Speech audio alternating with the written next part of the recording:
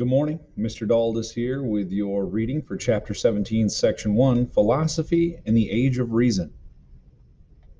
By the early 1700s, European thinkers felt that nothing was beyond the reach of the human mind. Through the use of reason, insisted these thinkers, people and governments could solve every social, political, and economic problem. In essence, these writers, scholars, and philosophers felt that they could change the world. Scientific revolution sparks the Enlightenment. The scientific revolution of the 1500s and 1600s had transformed the way people in Europe looked at the world. In the 1700s, other scientists expanded European knowledge. For example, Edward Jenner developed a vaccine against smallpox, a disease whose path of death spanned the centuries. Scientific successes convinced educated Europeans of the power of human reason. Natural law, or rules discoverable by reason, govern scientific forces such as gravity and magnetism. Why not, then, use natural law to better understand social, economic, and political problems?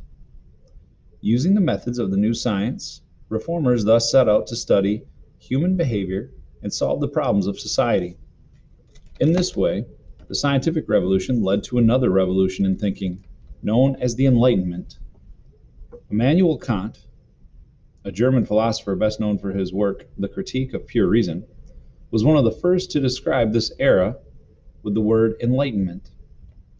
Despite Kant's skepticism about the power of reason, he was enthusiastic about the Enlightenment and believed, like many European philosophers, that natural law could help explain aspects of humanity. Checkpoint. What convinced educated Europeans to accept the power of reason? Hobbes and Locke have conflicting views. Thomas Hobbes and John Locke, two 17th century English thinkers, set forth ideas that were to become key to the Enlightenment. Both men lived through the upheavals in the English Civil War, yet they came to very different conclusions about human nature and the role of government. Hobbes believes in powerful government.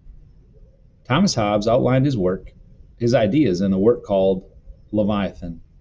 In it, he argued that people were naturally cruel, greedy, and selfish. If not strictly controlled, they would fight, rob, and oppress one another. Life in the state of nature, without laws or other control, would be solitary, poor, nasty, brutish, and short. To escape that brutish life, said Hobbes, people entered into a social contract, an agreement by which they gave up their freedom for an organized society. Hobbes believed that only a powerful government could ensure an orderly society. For him, such a government was an absolute monarchy, which could impose order and compel obedience. Locke advocates natural rights. John Locke had a more optimistic view of human nature. He thought people were basically reasonable and moral. Further, they had certain natural rights, or rights that belonged to all humans from birth. That included the right to life, liberty, and property. In Two Treatises of Government, Locke argued that people formed governments to protect their natural rights. The best kind of government, he said, had limited power and was accepted by all citizens. Thus, unlike Hobbes, Locke rejected the absolute monarchy. England during this time experienced a shift in political power known as the Glorious Revolution.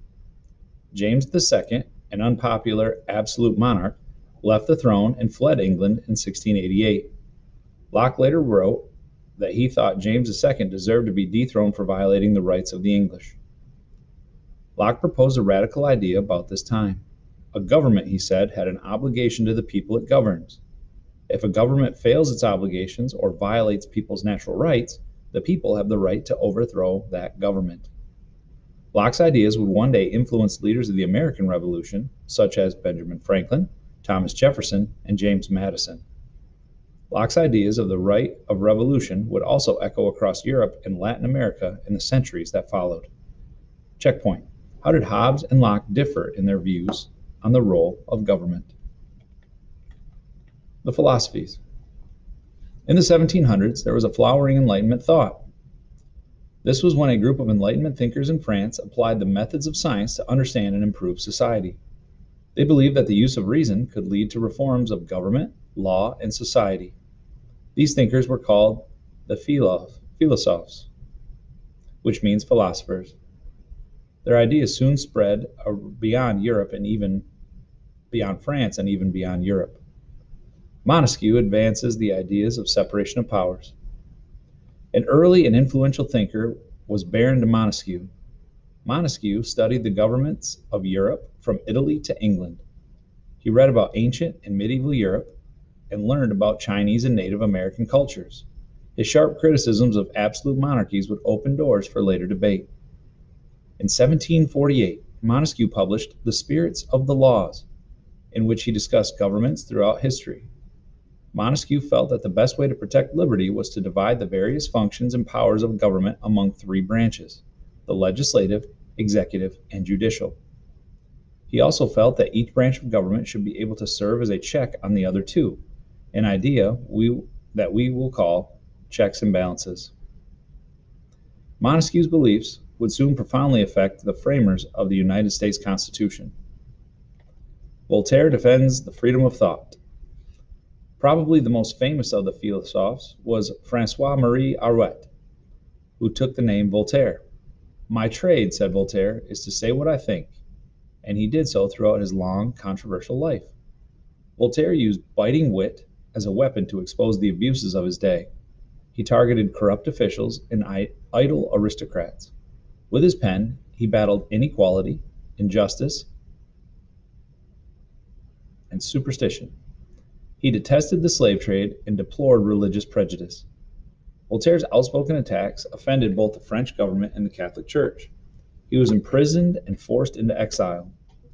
Even as he saw his books outlawed and even burned, he continued to defend the principle of the freedom of speech. Diderot edits the Encyclopedia.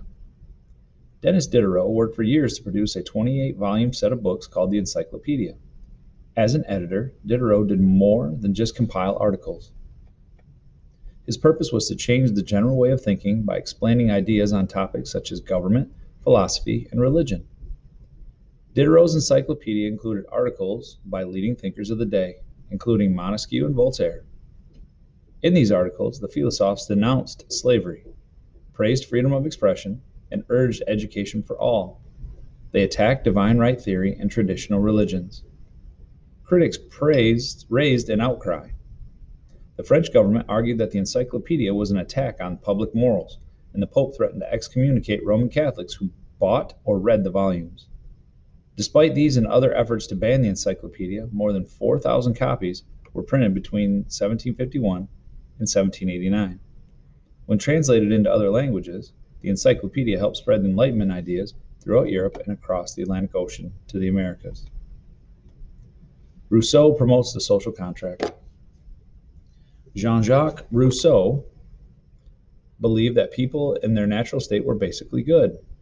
This natural innocence, he felt, was corrupted by the evils of society, especially the unequal distribution of property.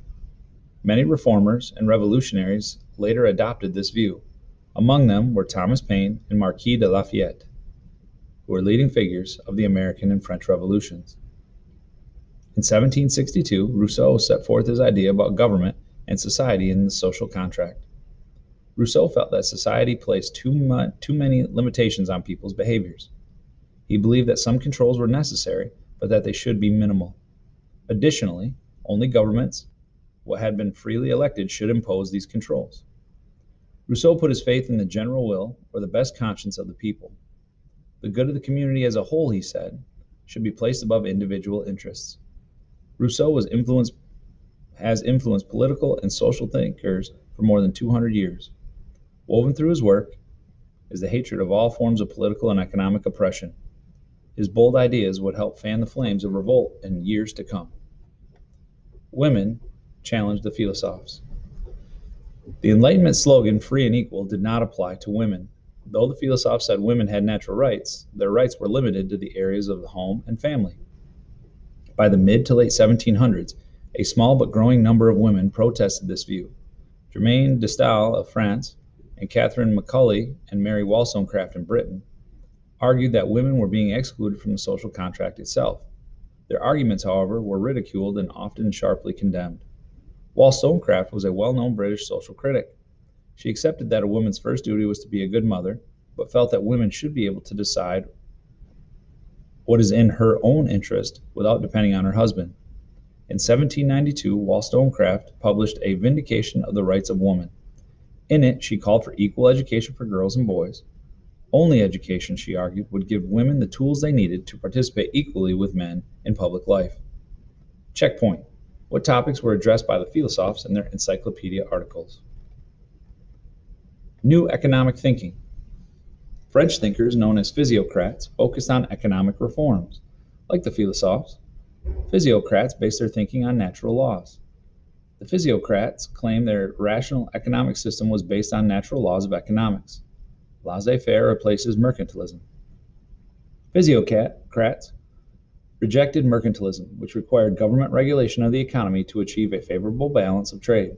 Instead, they urged the policy of laissez-faire, allowing businesses to operate with little or no government interference. Physiocrats also supported free trade and opposed tariffs. Smith argues for a free market. Scottish economist Adam Smith greatly admired the physiocrats.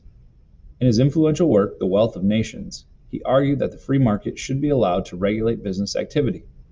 Smith tried to show how manufacturing, trade, wages, profits, and economic growth were all linked to the market forces of supply and demand.